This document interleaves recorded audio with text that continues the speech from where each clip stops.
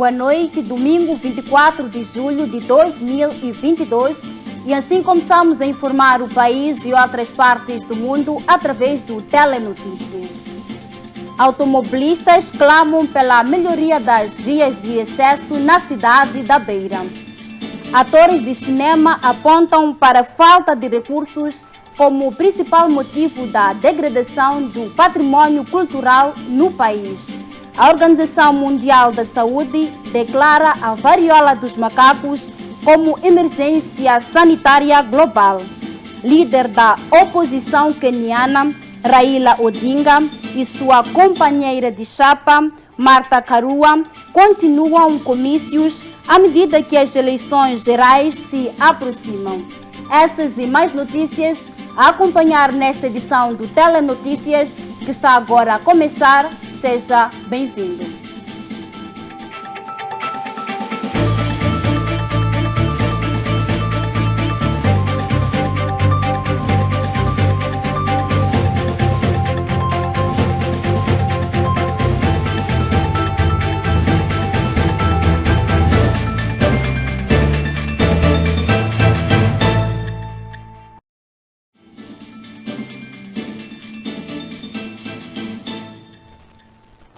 Momento de acompanharmos as principais notícias que marcam a atualidade nacional e internacional. Da atualidade nacional, começamos com a notícia que dá conta que na cidade da Beira, capital da província de Sofala, os automobilistas clamam pela melhoria das vias de acesso. Como ilustram as imagens, este é o estado em que as vias alternativas da zona da Manga se encontram em condições degradadas, o que deixa os automobilistas preocupados. Sabemos que o nosso lençol freático é muito baixo e a situação da via é para pior, totalmente degradada. O nosso governo parece que só está preocupado com assuntos pessoais do que olhar para aquilo que é a situação da população. Em outras palavras, posso dizer que a via mesmo não dá para andar. Como um cidadão, é triste ver esse tipo de coisa. Na ocasião, os automobilistas pedem a quem de direito para melhorar as vias alternativas. Nós já pedimos muitos tipos de ajuda para poder, pelo menos, termos acesso dessa estrada, porque como nós temos um hospital aqui perto, que está logo ao João 23, e aqui ajuda também ambulâncias, passam mesmo daqui.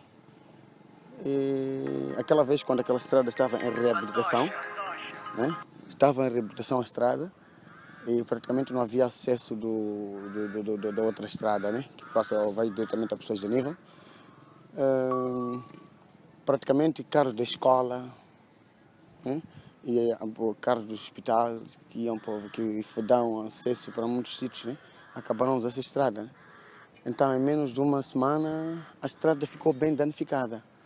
E como estão a ver, já não passa carro, tem aqui buracos grandes, como do outro lado, são 3, 4 sítios que estão todos estragados.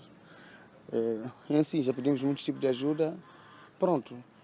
Já tentamos pedir a alguns chefes do município, então só prometendo que não se preocupa, a gente vem. Mas água vai, água vem, está tudo mesmo, Precisamos de vias condignas. Para as pessoas, para a transitabilidade das pessoas, precisamos de vias condignas. Eu acredito que nós temos o Conselho Municipal e temos também o Estado, deveriam pelo menos tentar ver o que está acontecendo, porque mesmo alguém ficar doente nessa via, é difícil de tirar essa pessoa para o hospital. Sim. Na zona da Manga, as vias que preocupam os automobilistas e a Rua 2 e Rua 6, Mendes Mundai, cidade da Beira.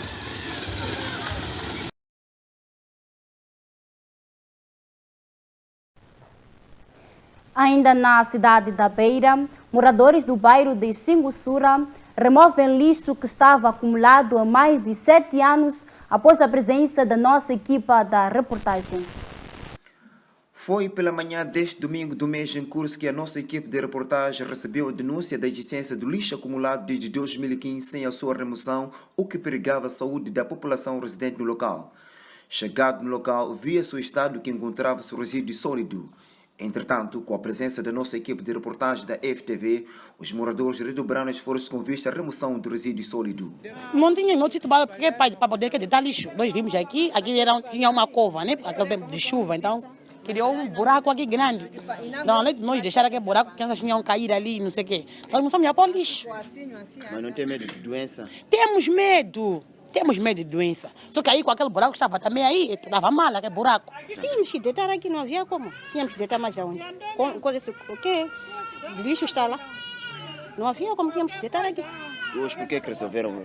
Hoje resolvemos porque a pessoa que falou para jornalista aqui está, o quê? A pessoa que falou para jornalista que aqui, o quê? Temos lixo. Então, por isso, o jornalista vê, nós também estamos a aproveitar e tirar. Mas só tiram lixo quando os jornalistas estão aqui? Não é assim de jornalista, não. Só que já estávamos planos de tirar, só não tínhamos como tirar. Hoje já temos como tirar, mas estamos aqui. Toda a gente que estava aqui estava a fazer contribuição para se tirar o lixo. Por sua vez, a secretária do quarteirão, Antônia White, sem ter noção do problema de saúde que a população pode sofrer, vincou que praticamente esse lixo como iniciou foi ajuda dos outros que estão lá à frente, porque estão mesmo no matope. Então eles que pediram para toda a gente aqui acumular lixo aqui para levar e fazer do entulho. É como iniciou o lixo. Só que agora já não estão vir tirar mais. Foi forma de facilitar eles lá de entulho. Mas do jeito como está esse lixo, não tem medo da saúde pública? Temos, é por isso que ontem mesmo à tarde estávamos aqui para remover o lixo, mas já como era tarde, acabamos por ir embora e ficamos planeado tudo para hoje. Assim já estamos aqui a tirar o lixo. Como a estrutura do bairro não pode alocar contentor para recolher resíduos? O problema é aqui está muito dentro, não tem como pôr contentor. Se fosse lá na estrada, assim podia, porque outros mesmo costumam ir lá na estrada. Agora nós que estamos aqui dentro, não tem como ir até lá. Nem o carro também, não tem como vir. Importa referir que esta não é a primeira vez que os moradores da Manga acumulam lixo em enormes quantidades, perigando a saúde pública da população. Mendes Mundai para FTV Cidade da Beira. Da cidade da Beira, seguimos com outras notícias ainda na atualidade nacional. Júlio Mujoji, representante da rede de pessoas vindo com HIV e SIDA, aponta a fome como principal motivo da desistência do tratamento da doença. Como desafios, acho que é uma oportunidade. Eu estava agora a viajar para as províncias, fiz uma visita local, fui perceber, na verdade, o que acontece em volta do tratamento, quais têm sido as causas que levam as pessoas a desistir ou a faltar no tratamento. Uma das principais razões nas zonas onde eu passei foi a distância que as pessoas percorrem para chegar até a unidade sanitária. 2, o nível de atendimento dentro da unidade sanitária. Tem um fator que é a questão do estigma, discriminação. As pessoas têm o receio de ficar numa unidade perto da sua residência, preferem percorrer distâncias bem longe, porque não outro distrito para conseguir encontrar um sítio onde pode se sentir um pouco livre de dedos que aponta aquele indivíduo, parece que. Então, essa tem sido uma das grandes barreiras. E para mitigar a situação de estigma na sociedade, temos que difundir mais a informação para reduzir o estigma, a discriminação dentro da família, dentro da comunidade. Há situações que encontrei onde as mulheres, por exemplo, não têm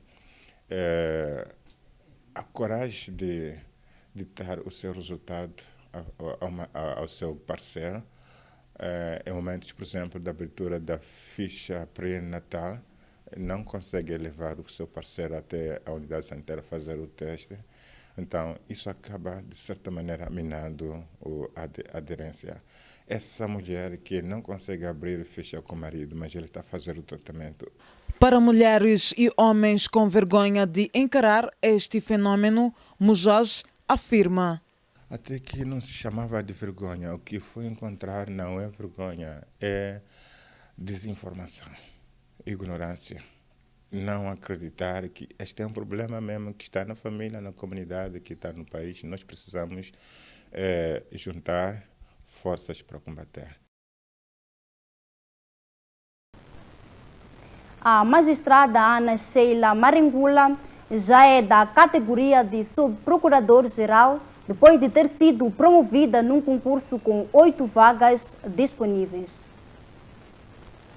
Ana Sheila Maringula, que representa o Ministério Público no processo das dívidas ocultas, obteve uma pontuação de 11,20 valores, ficando em 6º lugar. O concurso tinha outras categorias, como são os casos de Procurador da República Principal, Procurador da República de Primeira e de Segunda. Com essa notícia, seguimos com outras notas informativas ainda na atualidade nacional. O Conselho Superior da Magistratura do Ministério Público demitiu e expulsou 2 magistrados das Procuradorias Gerais de Maputo e Manica.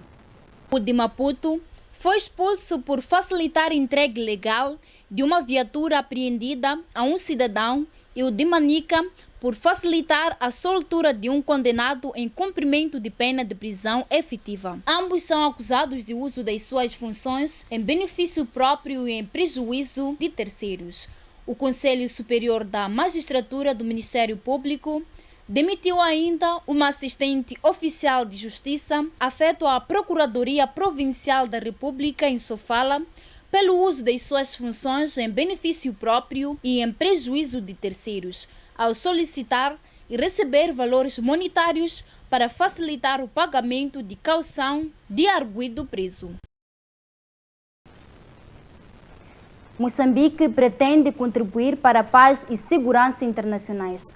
Para este propósito, o diplomata Pedro, comissário que o país deve priorizar o diálogo nas negociações e criar pontes entre os países membros do Conselho de Segurança das Nações Unidas.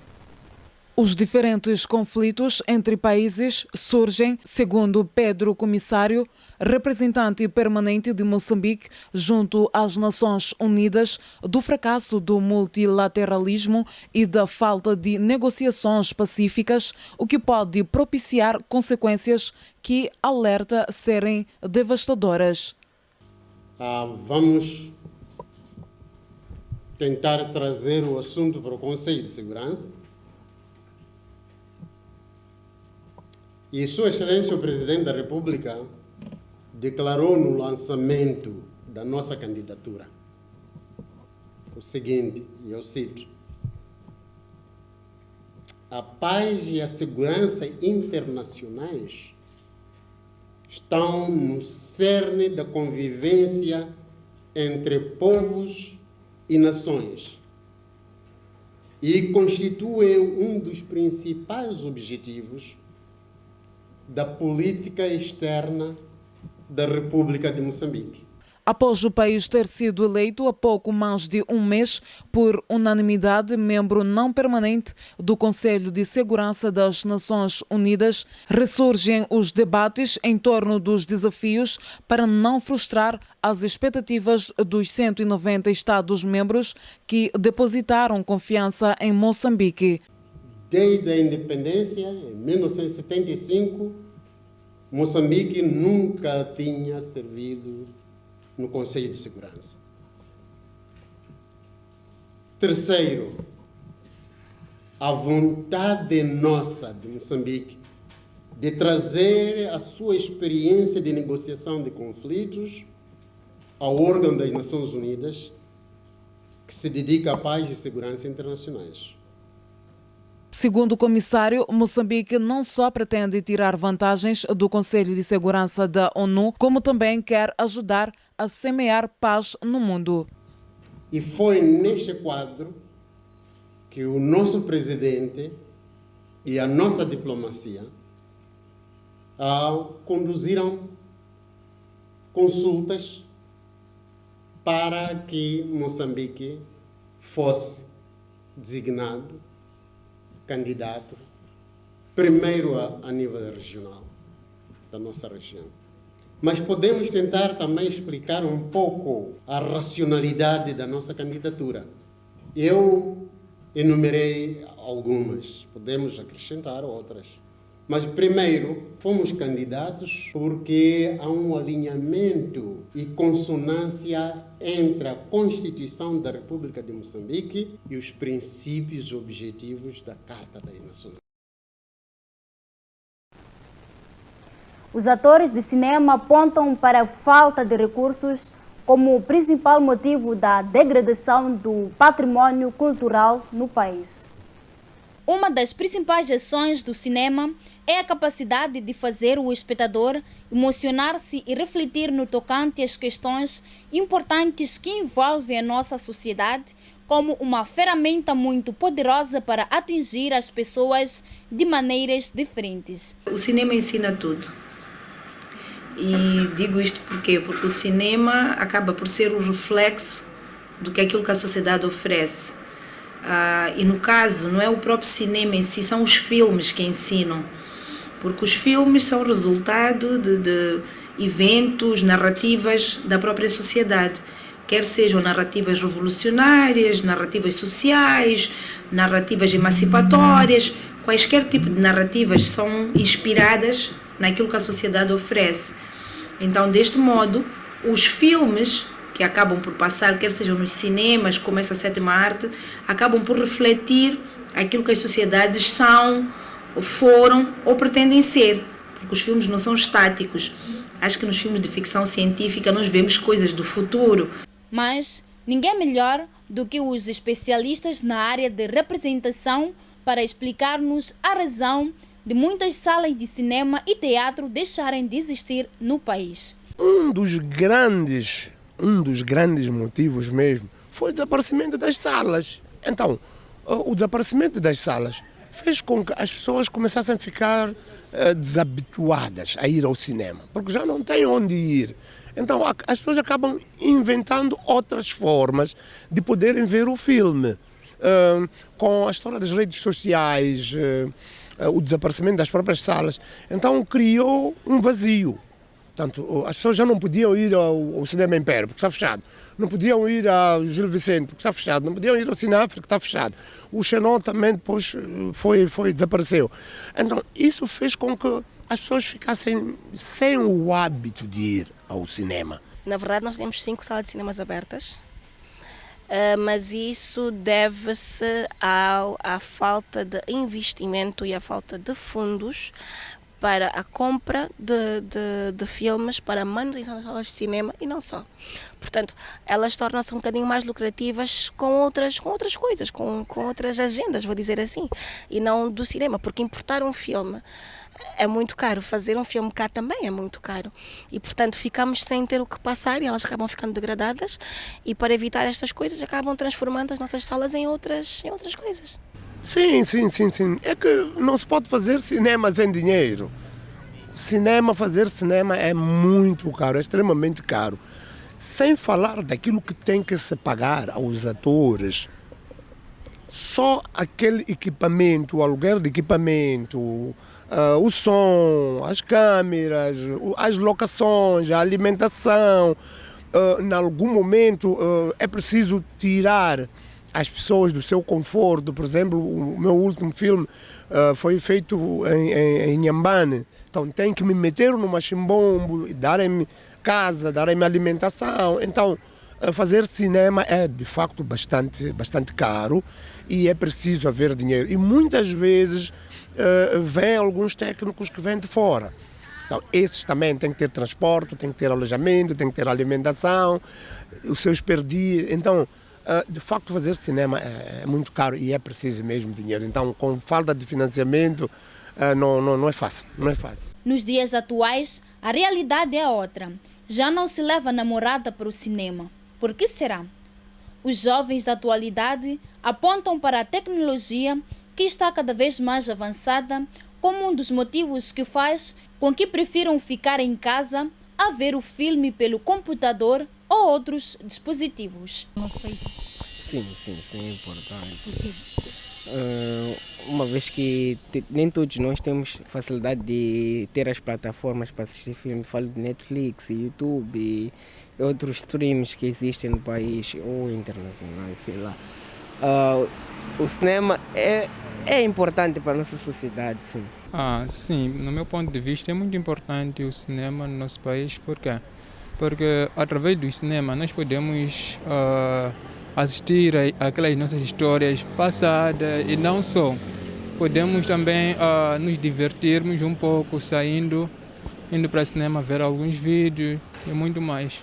Sim, é pela facilidade de assistir o filme em casa, sem ter que sair de casa, sem ter que gastar muito também, porque hoje em dia os cinemas cobram taxas meio que exageradas em relação a estar em casa, assistir Netflix e por aí vai. Uma das coisas que deixam que nós não valorizamos mais o cinema é que, por causa dos nossos celulares, não só o YouTube, a maioria dos filmes ou vídeos que nós queremos assistir, nós logo recorremos para YouTube. Então, essa é posso falar que é uma das causas que faz com que o cinema seja menos concorrido.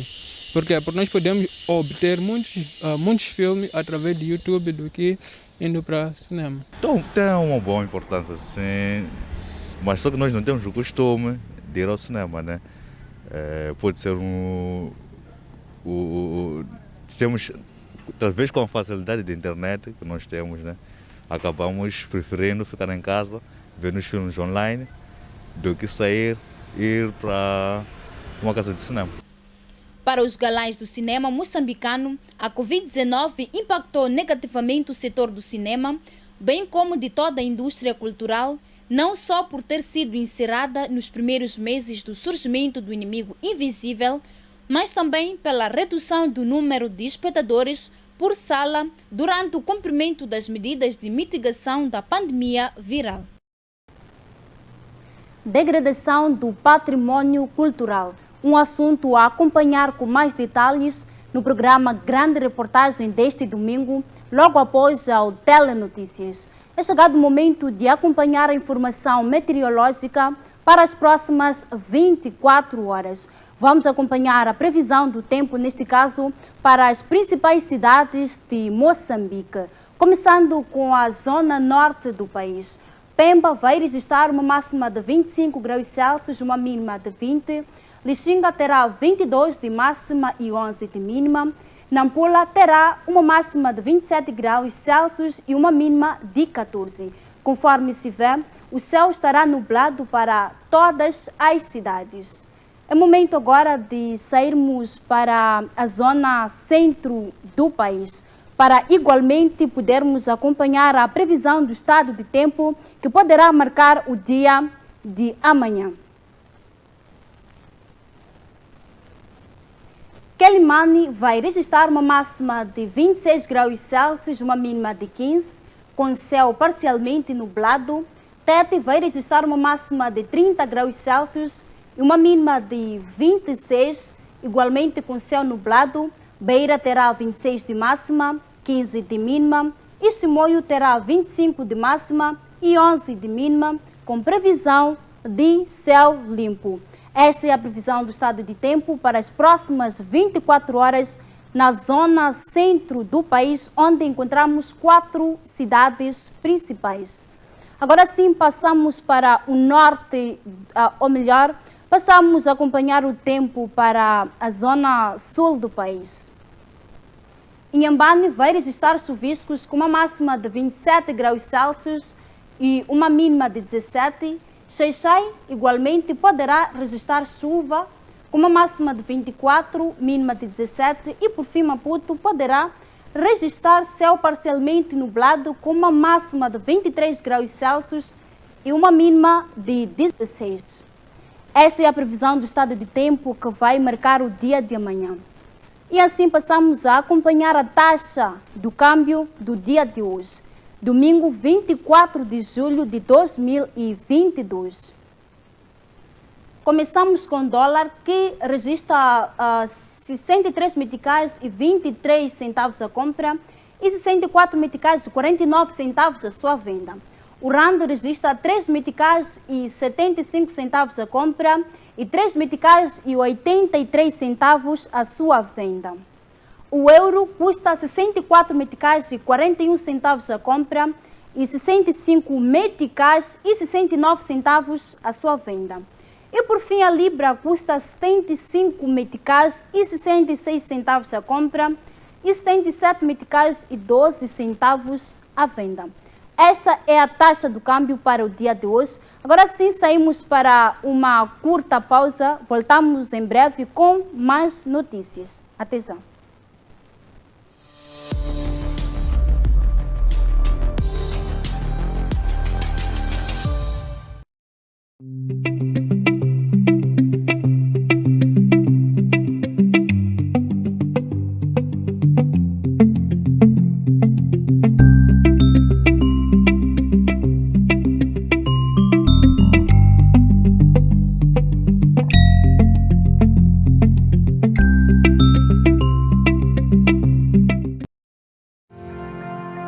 Estimado internauta e telespectador, acompanhando os problemas sociais do país, a FTV traz para si, de segunda a sexta-feira, o programa Vuvuzela.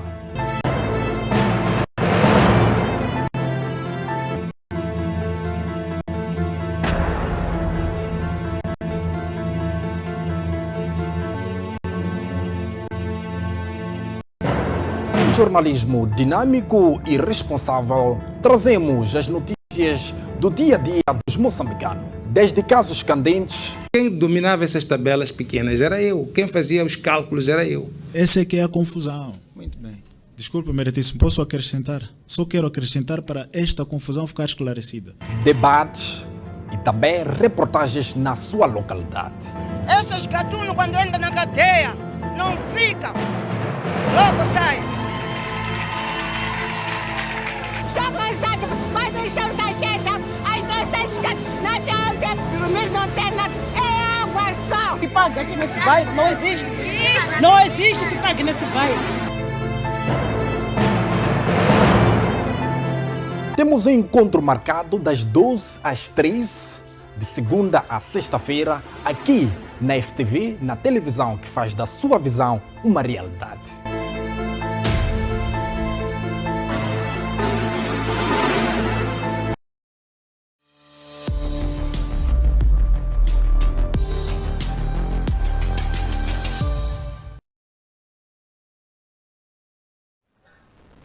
Estamos de volta à segunda parte do Telenotícias. Uma vez mais, seja bem-vindo.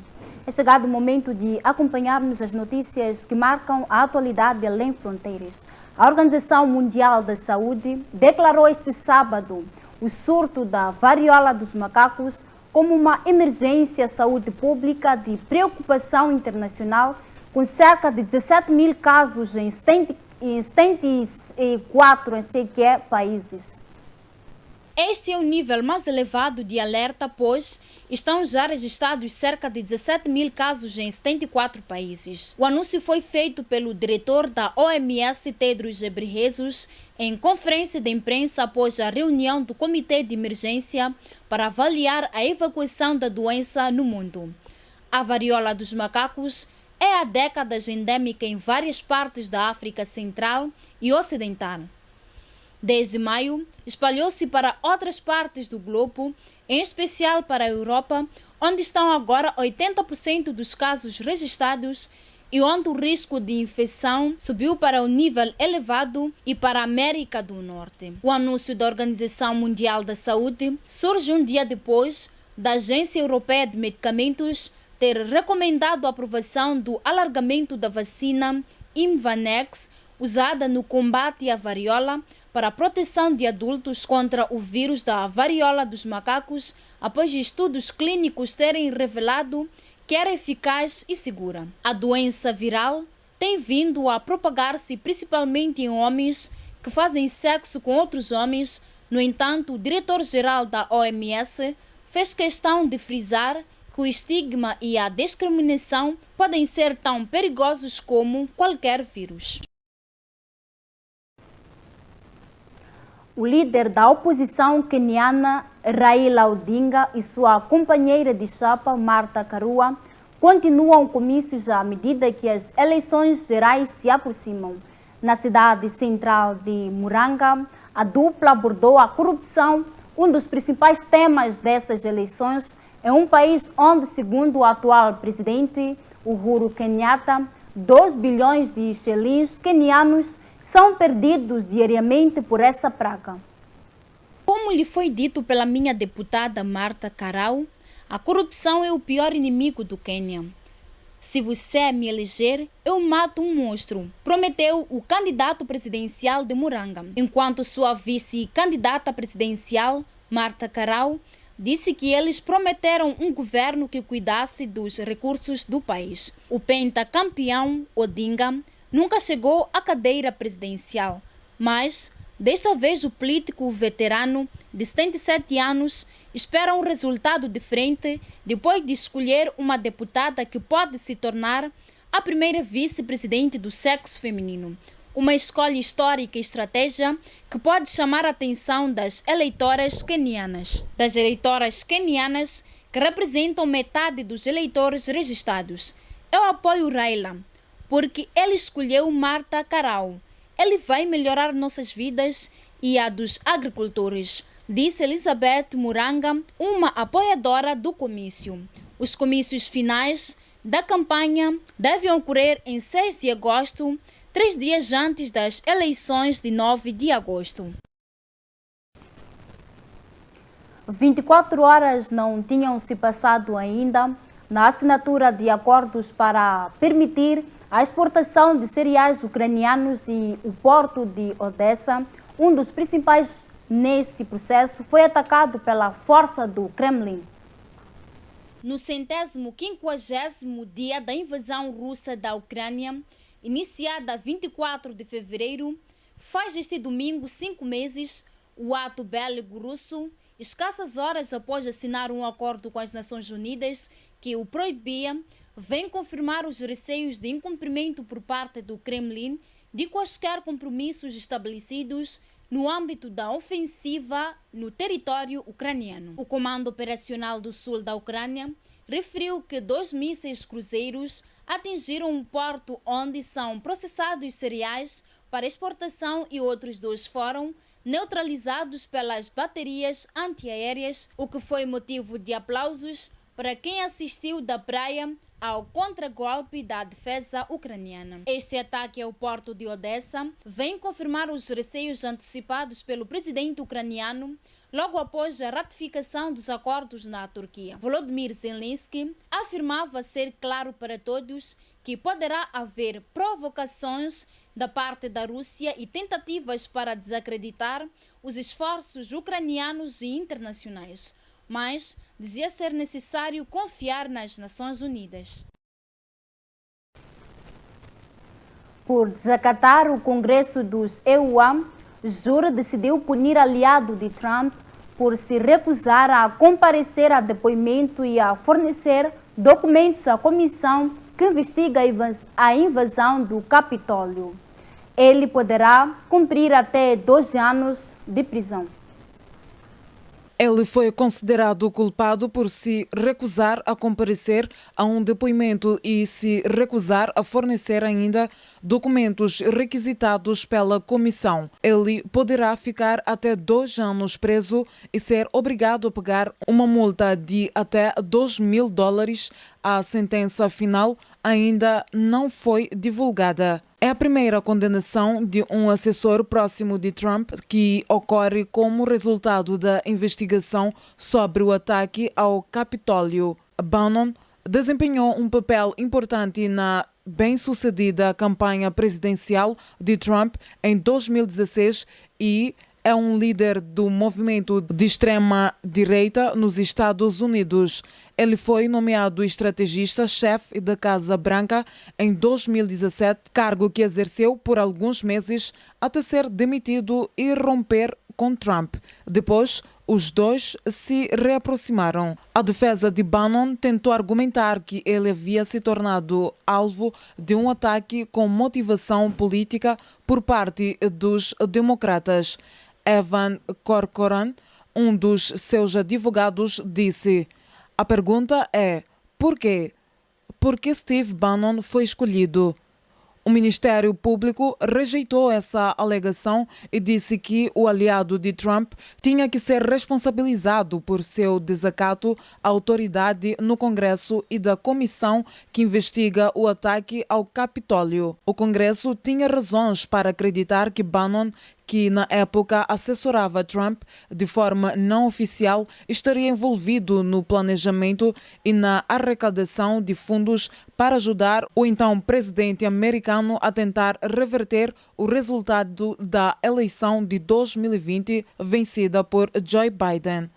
O comitê o intimou a entregar documentos e comunicações relacionadas a Trump e seus aliados como Rudy Giuliani e grupos de extrema-direita como o Proud Boys e o Oath Keepers, que também estavam no Capitólio em 6 de janeiro. Bannon inicialmente alegou que estaria sob a proteção do privilégio executivo que impede a divulgação de conversas entre presidente e assessores, como desculpa para não comparecer à audiência, mas o comitê rejeitou a alegação porque ele não era formalmente empregado pela Casa Branca na época do motim. Meses após se recusar a cumprir a intimação, o ex-conselheiro presidencial concordou em cooperar, mas os promotores descreveram essa iniciativa como uma última tentativa de evitar a responsabilização. É com essa notícia que colocamos o ponto final desta edição do Telenotícias. Assim, caro telespectador, agradecemos pela sua preferência. Votos de continuação de uma excelente noite. Esteja sempre recordado de ser responsável nos seus atos diários, por forma a proteger-se de diversos males que têm assolado o país e outras partes do mundo. Recordando que a OMS declarou recentemente a varíola dos macacos como sendo uma emergência à saúde pública. Boa noite e até mais.